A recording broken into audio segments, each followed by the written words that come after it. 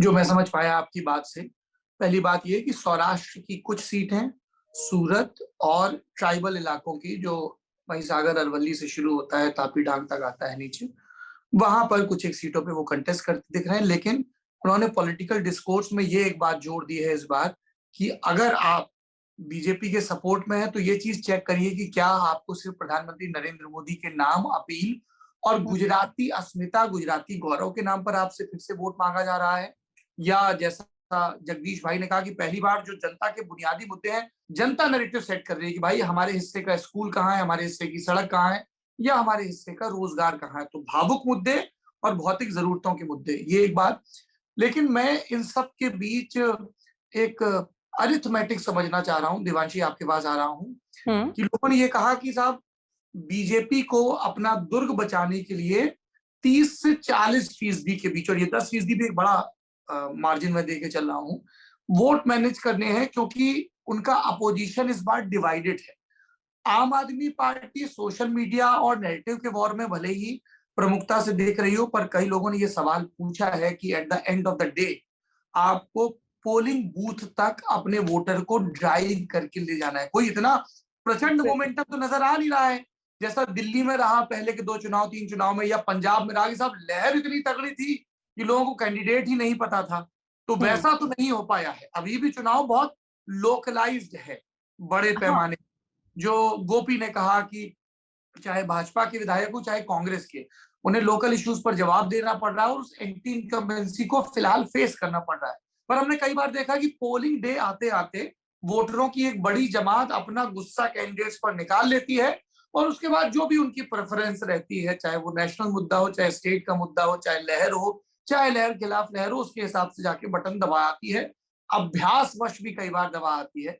ये बात भी मैं गुजरात में बार बार सुन रहा हूँ कि साहब बाहर कितना भी बोल रहे, भीतर वो जो बोल रहे हैं, जिनको वो देखते आ रहे हैं, उन्हीं को जाके बटन दबाते हैं। तो उनके पास, जो आम आदमी पार्टी हमारी ग्राउंड में टीमें घूम रही है, हमें 182 की 182 कॉन्स्टिट्यूंसीज में बड़ा ऑर्गेनाइजेशनल स्ट्रक्चर हो, वो नजर नहीं आ रहा है। ऐसा दिख रहा है कि कुछ सीटें हैं जिन पर वो ज्यादा फोकस कर रहे हैं और वहीं से वो उम्मीद भी ज्यादा कर रहे हैं। देवांशी, आप लगातार घूम रही हैं गुजरात में, आपका क्या फीडबैक है?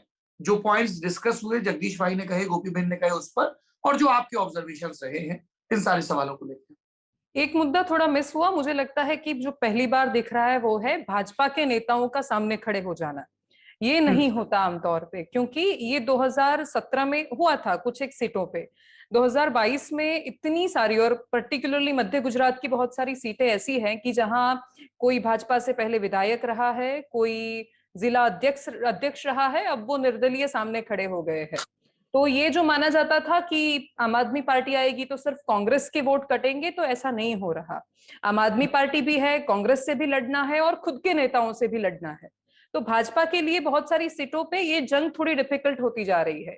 एक रिबल्स कॉमन की। जो मुद्दा, हाँ, और एक कॉमन जो मुद्दा बनता है पूरे गुजरात में, कि पूरे गुजरात में सभी विधानसभा क्षेत्रों में जिसकी इफेक्ट देखे, ऐसा कौन सा मुद्दा, तो कोई मुद्दा नहीं है अभी तक।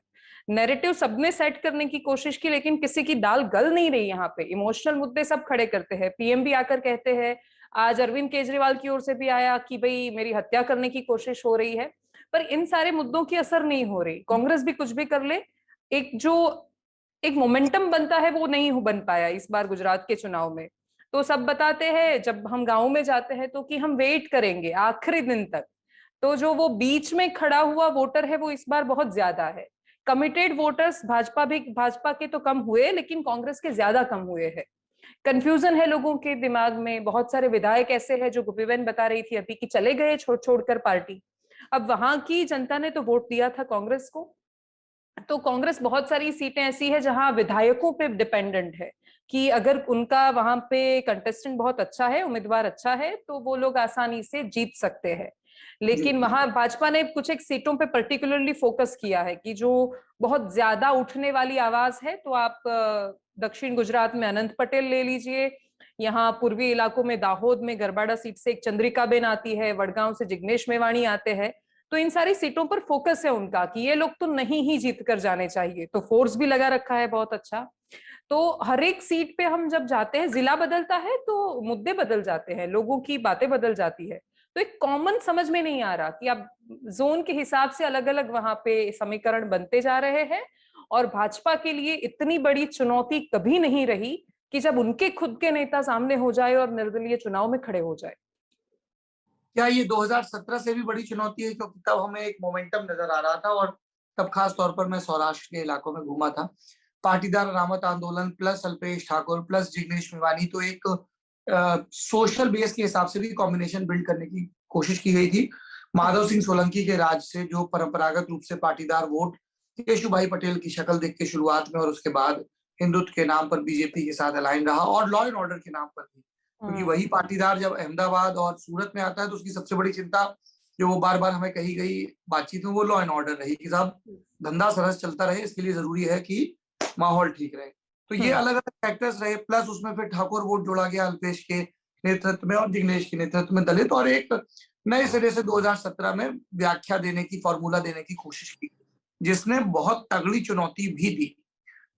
इन my limited knowledge Narendra Modi के सामने ये सबसे बड़ी पॉलिटिकल चुनौती थी, और ये इस कंटेक्स्ट में और बड़ी हो जाती थी कि 2014 में नरेंद्र मोदी प्रधानमंत्री बनते हैं, और उसके बाद राज्य पहली बार जनादेश दे रहा है 2017 में, और नरेंद्र मोदी 2002, 7, 12 में लड़ते हैं, तो वो 115 की टैली को, उस एक एवरेज को तो लगातार मेंटेन करते ही हैं, चाहे वो गुजरात के दंगों के ठीक बाद हुए चुनाव हो या 2007 और 12 के चुनाव, जिसमें कोई ऐसा नेशनल बहुत नया मुद्दा आके उस समय नहीं जुड़ा था।